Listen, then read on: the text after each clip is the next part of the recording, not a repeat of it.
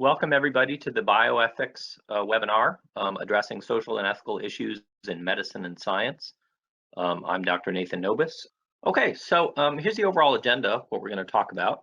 Um, First, a general introduction to what bioethics is and bioethical principles, and this will guide everything else that we talk about. Some bioethics organizations, some particular issues, bioethical issues in life science research, some bioethical issues in healthcare, and then some more resources.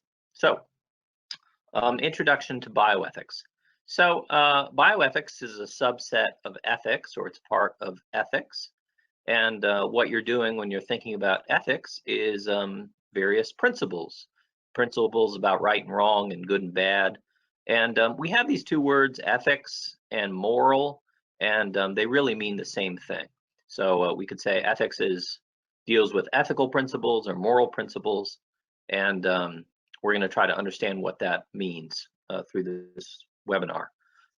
So bioethics is a narrower area in ethics.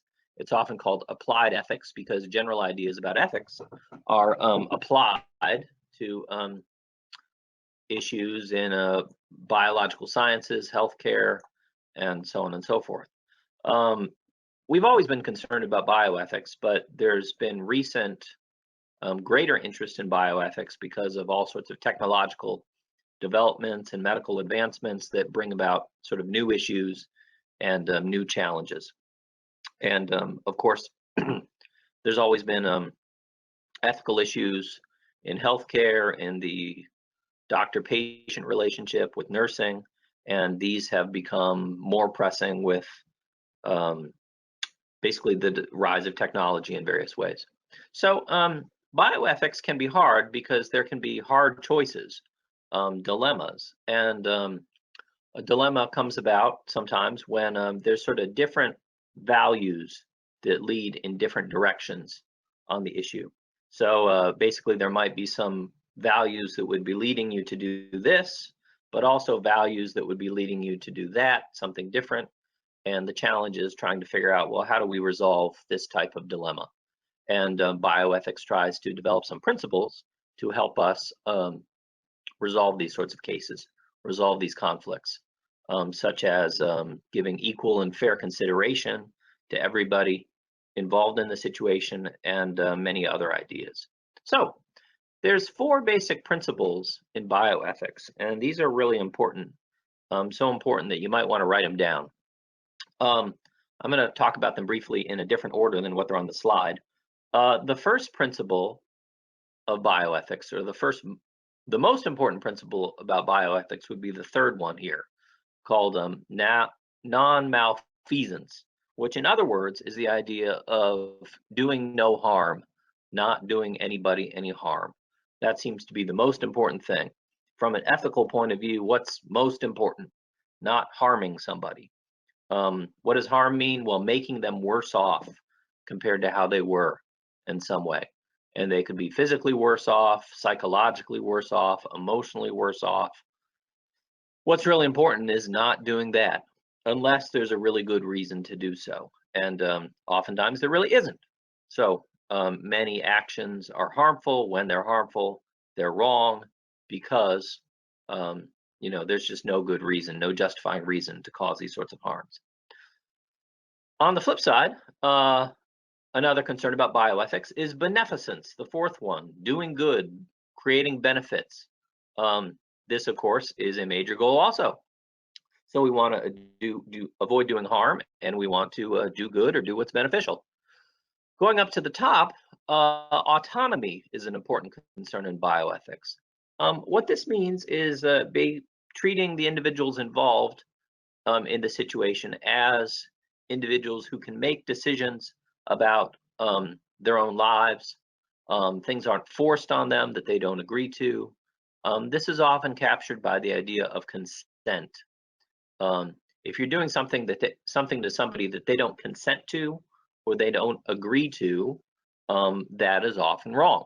So in most research studies, or many research studies, they seek informed consent so that the subject's autonomy is respected.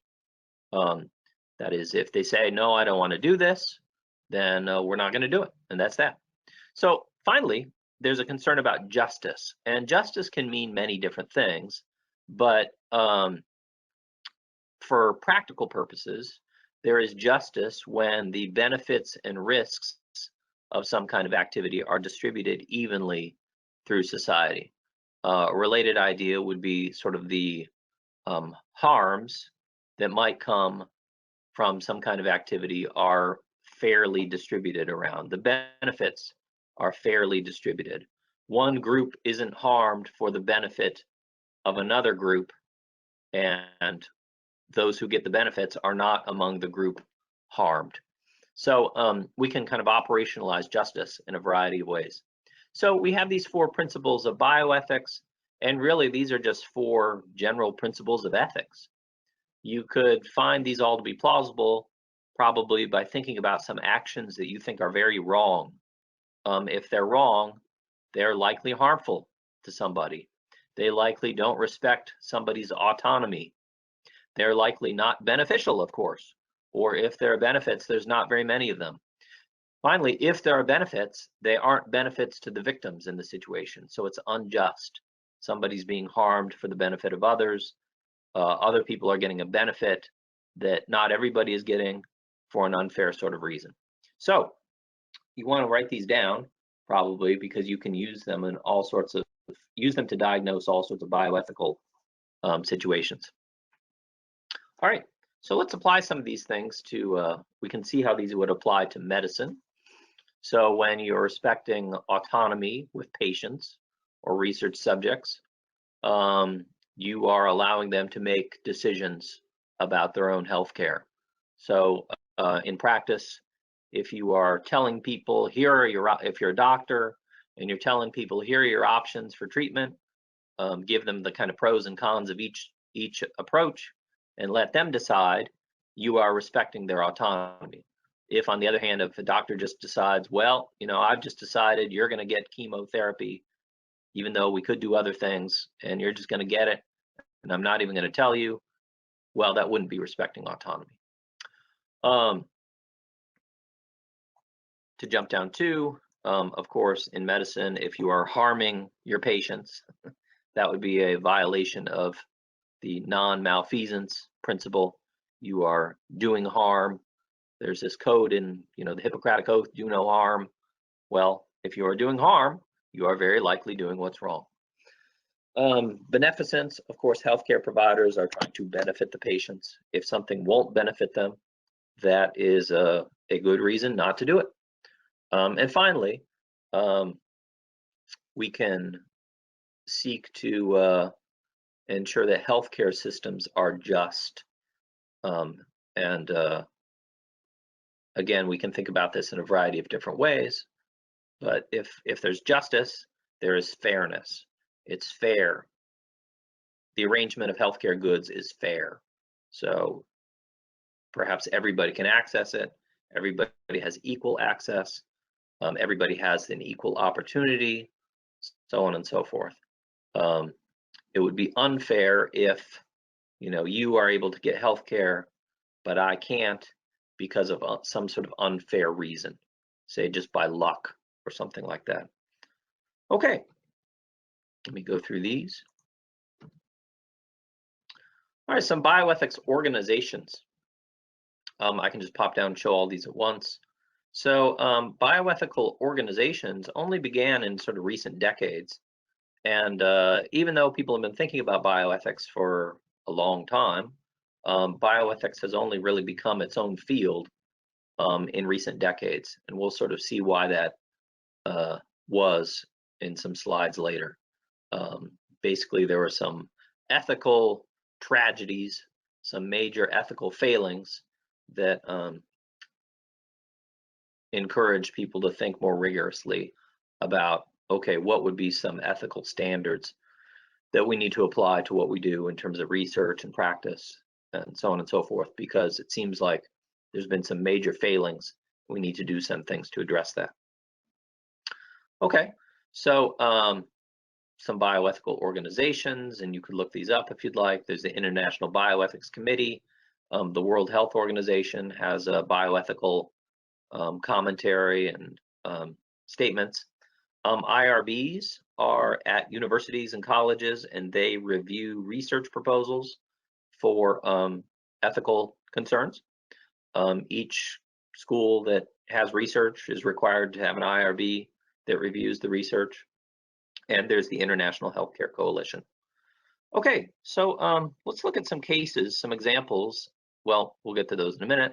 So before we get to some cases, we want to review a few things. What would make research ethical? Well, we can go back and apply those concerns about harms and benefits and autonomy, or consent and justice and fairness. So first, for research to be ethical, it would have to have social or scientific value, and that would basically mean benefits. So, of course, if it's not beneficial, it would not have social or scientific value. If it's harmful, it would not have that type of value. So, there's harms, there's benefits. Those are sort of two sides of the same coin. And if there's harms, not much value. If there's benefits, well, there is value. We need to think about what those benefits are and if they're really all that worthwhile. But if there are benefits, you're on your way to potentially ethical research. The second thing, scientific validity. We want well-designed scientific studies. If they are not well-designed, that would make them likely not very beneficial, might be rather harmful. So this is a way that sort of purely scientific concerns relate to ethics. Third, we want our subjects in our studies and our research to be fairly selected. This will help ensure that there's justice. If just say one group is burdened, one type of people is burdened with some sort of research study, and those people who are in the study don't or won't benefit from that study, that would seem to be unfair or is potentially unfair. That could also make for invalid scientific studies. If you sort of are doing a study only on one type of person and then trying to generalize to all types of people, that might be bad science. So not only is it bad science, it could be unjust and unfair. All right, up to 4. We want a favorable risk to benefit ratio. Again, we want for research to be ethical, to not be harmful. We want it to be beneficial, but there always is some risks of some harms. We want these risks to be minimized, the benefits to be as great as they can be. That's what we're seeking in ethical research. 5, we want research to be reviewed by other people who are independent. Why is this? Well, we all have a tendency to kind of think that what we're doing is fine and is ethical, but we need other people to review what we're doing to make sure that we're not just kind of patting ourselves on the back and expressing sort of our own potential prejudices in favor of what we're doing. So we want other people to review what we're doing to make sure it's okay. It's always best to have multiple eyes on these sorts of things. Finally, of course, we want anybody involved in research to give their informed consent to being involved in that sort of research. So, all right, so these are some concerns that would contribute to making research ethical when these things are present. Research would tend to be ethical, tend to not be wrong. And when there's any of these things missing, that would be a red flag suggesting that this is a morally problematic research. All right. There can be questions about all these sorts of things, questions about the details, and we can get to that later. All right, let's flip through this. All right, so let's look at some practical issues to see these concerns about harms and benefits and autonomy and justice in action. We can quickly think about an issue in synthetic biology, basically synthesizing biological entities, creating new ones, environmental research, human subjects research, genome editing, animal research. I'm an expert on animal research ethics. So, all right, so synthetic biology, maybe you know about this, basically amounts to sort of redesigning organisms for various particular purposes. And why would you want to do this? Well, you might be able to create some new medicines, biofuels, clean up sorts of tools, basically synthesize biological projects that can do various things that you want. So this sounds good in theory, but if you want to scrutinize these things ethically, and of course you should, you're going to need to think about those various things that we talked about before. So here's a little more information about this that can help us get at these sorts of things. So we could just think about, all right, suppose you're creating a new organism for, or altering an organism for some specific purpose or function. Well, to think about this ethically, you're going to wonder, well, what kind of harms could result from this? That seems to be the big question. Next question could be, who will these harms befall? Who will be harmed if there are any harms? So this would take us to concerns about justice. Might it be that those who are harmed by this are not those who might benefit from it? If so, that would seem to be unfair. You know, somebody's creating this sort of new thing. It's harmful, but it's also beneficial, let's suppose, but the benefits come to one group at the expense of this other group that's harmed. That seems to be unfair. That would seem to be unjust. Autonomy. We could wonder if there are harms, well, of course, that would suggest that the individuals who are harmed in this way, they didn't agree to this. Did you get their consent to create this new biological entity and say set it loose and have this unforeseen thing happen? Probably not. So autonomy can be important here as well.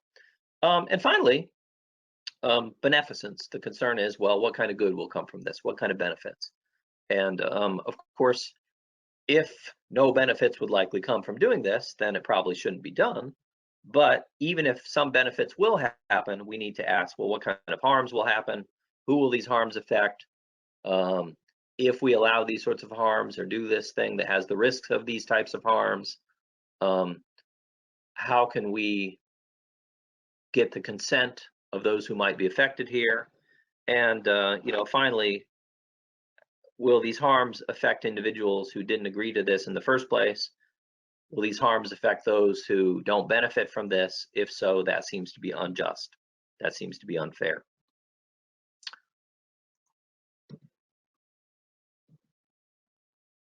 Okay. All right. So a case study of this, which we'll go through very quickly, is there's an anti-malaria drug that was synthesized in various ways. So here we sort of have the pros and the cons, and the pros include the various benefits. The cons include, well, there are risks here. There's potential harms.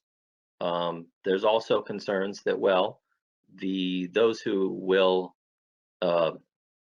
be harmed in this way are not the people who will be benefited from it also.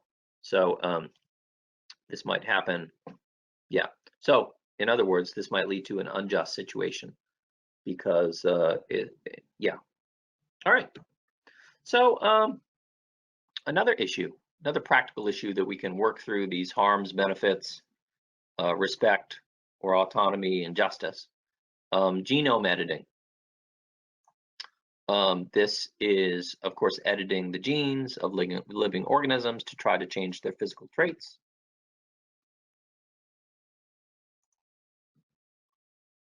And there's a variety of reasons why you'd want to do this. But one potential way that this is or could be done is editing genes in babies. Why might you want to do this? Well, maybe we could edit genes such that a baby is born, or babies are born less susceptible to certain diseases. And that sounds, of course, very good, but we would need very good evidence that doing this will indeed have these benefits, because it seems like there's a lot of risks involved, a lot of potential harms. We could also wonder about fairness and justice in this situation. Who will have access to gene editing in babies, even if it works? Will it only be wealthy people, or is there a way that everybody will have access to this, or what? People worry, will gene editing be some way that wealthy people can make themselves even more advantaged in various ways? Or is there a way that we can get this to everybody, so that, say, everybody, all new babies would be less susceptible to these sorts of diseases? So, and finally, you could think about respect or autonomy in this situation. And it's a little sort of interesting, we could wonder, well, the babies that are created in this way, are they treated with respect? And here we're thinking about, like, can future people down the road, can we do things now to people who don't even exist, or the people that will exist, that will treat them disrespectfully? And it kind of seems like maybe, yeah. So think about worries about climate change and how that will affect future generations. Those future generations don't exist now, but people argue that, well, what we do now might be very disrespectful to people down the road, people in the future. We won't be getting their consent, that's for sure, for what we're doing right now. Okay. Human subject research. So here, this is many things: medical testing, drug trials, and again, we need to get informed consent. And for people to give informed consent, they have to really know what's going on. To give informed consent is to participate in the research voluntarily. You're not coerced. That means that you can drop out of the study. If there's some sort of research that is known to be harmful, physically or even psychologically, we have to wonder, will the benefits from here outweigh the risks? We need to be prepared to address those risks. So, suppose some sort of research would be psychologically troubling. Well, we need to set up, make available counselors, psychological counseling for that sort of person, or for those sorts of subjects. And finally, we need to be, if there's sensitive personal data, or even any data, we need to protect that and ensure that privacy is respected. All right, so here's a awful case study. And back a few slides ago, when we looked at the development of bioethical organizations and bioethical codes, that I said they began in sort of recent decades in light of some moral tragedies. Well, here's one. So, of course, medical experiments done during World War II by the Nazis were highly, highly, highly unethical, profoundly wrong. And the physicians and other people who participated in this were tried on violations of research ethics, violations of human rights, and many of them were found guilty, and some were executed. And this was just blatant disregard for any kind of ethical concerns whatsoever. Hard to say enough how wrong these things were. And obviously, when this happened, many people thought this is a tragedy that can never happen again. So we really need to do something to codify sort of ethical standards and really try our best, or try far better, to make sure that these things are never happen again, and that we have ethical codes to prevent that. So this led to the Nuremberg Code, which is a set of research principles that are still valid. And so let's look through these. 10 elements in the Nuremberg Code are voluntary consent. It's likely to be beneficial. Human experiments should be based on previous animal experimentation. This might be an ethically dubious aspect of the Nuremberg Code. We'll talk about animal experimentation in a few slides, but you remember our basic concerns about research, avoiding harm, doing things that are beneficial, respecting autonomy, justice and fairness.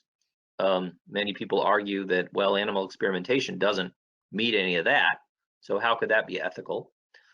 So, but we'll talk about that more in a moment. We want research to avoid suffering, and they literally mean suffering. If any experiment causes suffering, we don't want to allow that, even if we think great benefits will result from it. Can't do anything that intentionally will result in the death or disability of anybody. The benefits should always outweigh the risks. We need subjects protected in many ways. We want this done by people who know what they're doing in terms of the science. And going back to the first idea of voluntary consent, that means you can stop, you can withdraw it. And also, scientists, if they need to, if they should, if they must, they got to end the experiment if there are certain types of harms happening. So these are some ethical ideas that developed out of various moral tragedies of the last century. All right, so let's turn to some practical issues about animal research. So animal research attracts a lot of ethical attention. And why would this be? Well, basically for the reasons that there's generally a bioethical issue. If there are harms to somebody, if there are something's done that isn't beneficial to the subject, if the subject wouldn't agree to what's being done, they don't consent to it in various ways. If something is harmful done to somebody that doesn't benefit them, is intended to benefit somebody else, that would tend to be wrong. So basically, many people argue that, well, animal research seems to be problematic for the same reasons that human research can be problematic. Animal research is harmful to the animals. They don't benefit. Individual animals don't benefit from it. They don't consent to it insofar as they can consent to something. You can try to get some sense for whether an animal agrees or doesn't agree with whatever, and they wouldn't agree with anything that's done to them that harms them. And finally, they would be used to try to benefit others, not themselves, and that's a type of injustice.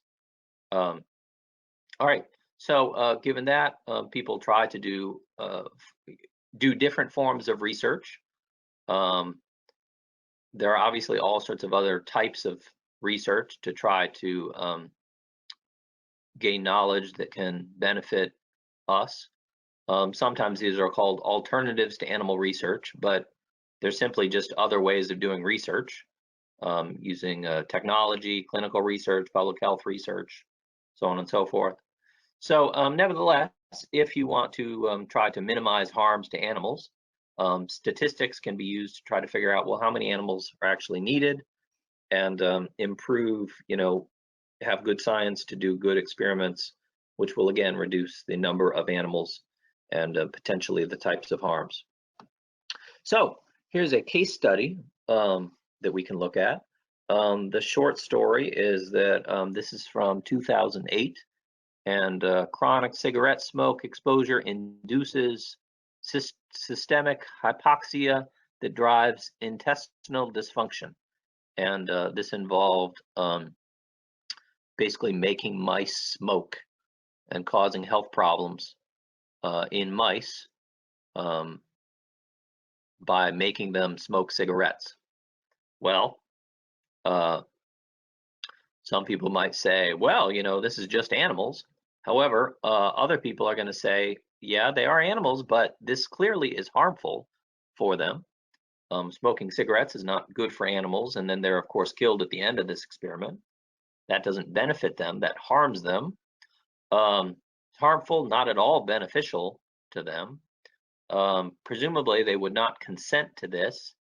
I really doubt that the mouse sort of willingly climbs into this device in picture B. So this doesn't respect mice's autonomy. And these problems are created in these mice to try to solve human problems. Well, that's not fair. The mouse has nothing to do with that. So that would be unjust. So This is just one sort of blatant violation of ethics concerning animals, and we could wonder if how other sorts of animal research would compare to this. But again, the basic concerns about bioethics seem to just apply here. Um, this is harmful, it's not beneficial, doesn't respect autonomy, doesn't seem to be unjust. All right. Environmental ethics or environmental research, when we're doing research that affects the environment, here are a number of concerns. Um, well, I guess we can sort of sum things up as when we're concerned about the environment, well, we're often just concerned about we're concerned about how it affects human beings. At least in environmental studies, people wonder, well, what about the value of beings that aren't human? Um, shouldn't that matter? And some might say, no, only humans matter, but we can be a little reflective and go back to our bioethical principles and think, well, we think that humans matter because humans can be harmed, they can be benefited, their choices can be respected, and they can do things that are just and unjust. We could wonder, don't those sorts of values kind of apply to many things that aren't human? Like, for example, um, not just humans will be affected by climate change. Animals will be harmed. They won't be benefited. They, of course, didn't choose any of this. Um, if they are harmed for things that they had no say over, that seems to be a type of injustice. So basically, we can extend these concerns in some ways to the environment also. All right, moving on. Bioethics in healthcare. Well, um, anybody involved in healthcare practice needs to understand the significance of ethics. Ethics.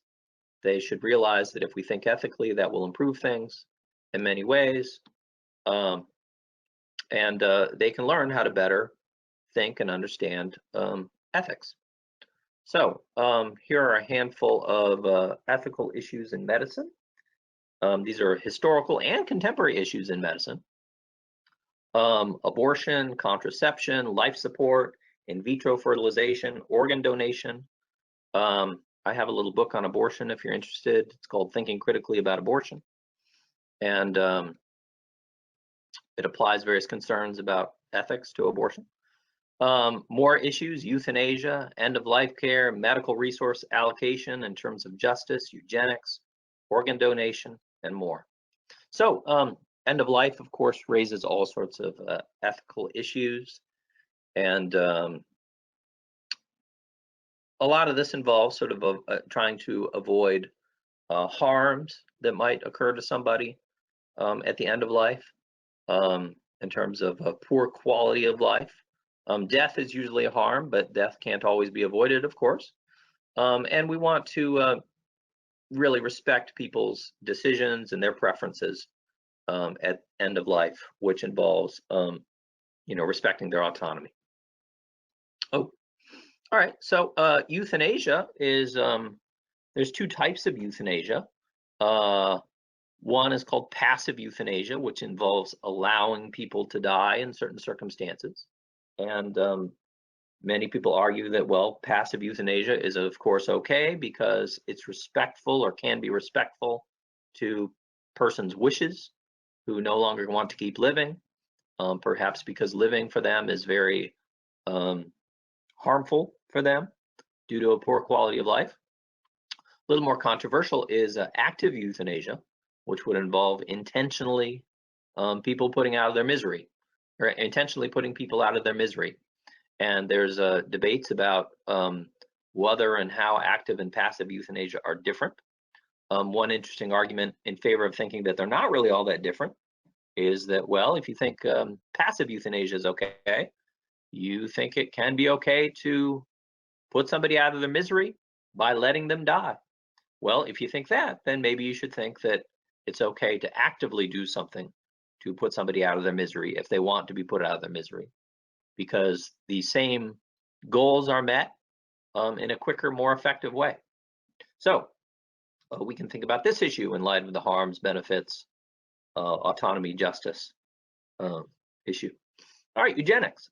This would involve doing things to attempt to improve future people by way of changing their genes in various ways. And we talked about this a few moments ago. There are worries about this. Would it really work out? Would it be harmful? Um, this seems to be potentially beneficial, but might the science not really work out and it actually would be very harmful? And then there are big concerns about justice. Who would have access to these sorts of things? Would this be equally available or not? Okay. Oh, and then of course, well, all right. So a case study for genetic engineering is this. I think due to time, we'll just kind of skip past it. But again, the concerns are about the potential harms, the potential benefits, and another issue, organ donation. Obviously, many people need organs. They die because they don't have various organs, and there are debates about, well, how can we address this problem? Should we require everybody to be an organ donor? If we do, would that be disrespectful? Would that involve violating people's autonomy? Should we make organ donation like the default thing, where you don't really have to volunteer, but you have to volunteer to not donate your organs? Or should there be a market in organs? Is that somehow disrespectful? Is that somehow unfair? Basically, there are different attempts at solving this problem, and each attempt has some pluses and each attempt has some minuses. All right, finally, medical resource allocation. Basically, healthcare is a good, and it's a service, it's a good, and around the world, different people have different access to it. So that means different people have greater access to what will likely help them retain or keep or ensure their health. And that's a very important thing. So how do we sort of ration that or make that available in a fair sort of way? And different countries, of course, will have very different systems of addressing this, often with very sort of different types of priorities. All right, so here are some other issues in bioethics. There are many, many, many issues in bioethics, and more come up every day. Concerns about privacy, in terms of keeping people's data, information about them. The information could potentially be used against them in some sort of way, in an unfair way. Suppose it's genetically you're more likely to have some sort of medical condition. Well, people worry that perhaps insurance companies will find that out and not want to insure you because of it.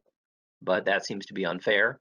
After all, the point of insurance is that if you have some health problem, you will have a means to address it. That is, at least in countries where they have health insurance like that. Other countries have a different system where that's not a worry. All right, so again, lots of worries about keeping information confidential. These worries are often applied to different types of communities, seem to have more resources in terms of keeping their information confidential. Bioterrorism. Finally, a big issue in bioethics is many people are living longer and longer and longer, and that seems to be good, that seems to be beneficial, but that creates changes that lead to ethical questions. All right, so we've looked at a number of issues, and really for each, we basically kind of think about, all right, well, who, if anybody here is harmed? Who's benefited? Is anybody's autonomy violated? Is anybody sort of treated disrespectfully, treated in ways they don't consent to or ways they wouldn't agree to? And then thinking about, all right, if there are benefits, are these benefits shared in a fair and equal sort of way? If there are burdens or harms or risks of harms, are these shared in a fair and equal kind of way? So this is obviously just an introduction, But there are a lot of research centers that sort of work through the details about all these in all sorts of different countries, and you could Google and look up these research centers and see what they do. Often they specialize in different types of things. They often have journals. They often have in position papers, all sorts of things to address ethical issues in general and particular ethical issues. And just particular ethical issues. All right. There are bioethics journals where people do research on these sorts of issues. So nursing ethics, medical ethics, law, medicine and ethics, medicine and philosophy, American Journal of Bioethics, healthcare and philosophy, bioethics, Journal of Bioethical Inquiry. So a lot of people thinking about these types of issues. You can find all these journals online, look at their tables of contents, see what's new. There are many issues or many web resources. Bioethics.net, bioethics.com. You'll find all sorts of things to keep you up to date on bioethics and get involved in the discussions. Okay. All right.